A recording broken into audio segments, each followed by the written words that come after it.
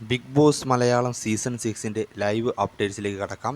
ഇപ്പോൾ ഒരു പ്രൊമോ പുറത്തു വന്നിട്ടുണ്ട്. ആ പ്രൊമോയിൽ ശരണ്യയുടെ ഡ്രസ്സിങ്ങിനെ ചൊല്ലി ജിൻഡോയും വീട്ടുകാരും ശരണ്യയും തമ്മിൽ പൊരിഞ്ഞ വാക്കേറ്റമാണ്.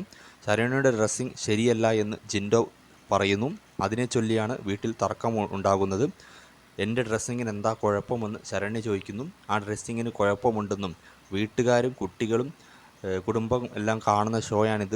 ആ ഷോയിൽ ഇങ്ങനത്തെ ഡ്രസ്സിട്ട് നടക്കാൻ കഴിയില്ല എന്ന് ജിൻഡോ തിരിച്ചടിക്കുന്നു. അതിനെതിരെ വീട്ടുകാരെല്ലാവരും ചേർന്ന് ജിൻഡോയ്ക്കെതിരെ സംസാരിക്കുന്നു. അങ്ങനെ വലിയൊരു വാക്ക് തർക്കത്തിലേക്കാണ് കടന്നു പോകുന്നത്. അതാണിപ്പോൾ പ്രൊമോയിൽ കാണിച്ചിരിക്കുന്നത്. ഇത് രാത്രിയാണ് സംഭവിക്കുന്നത്.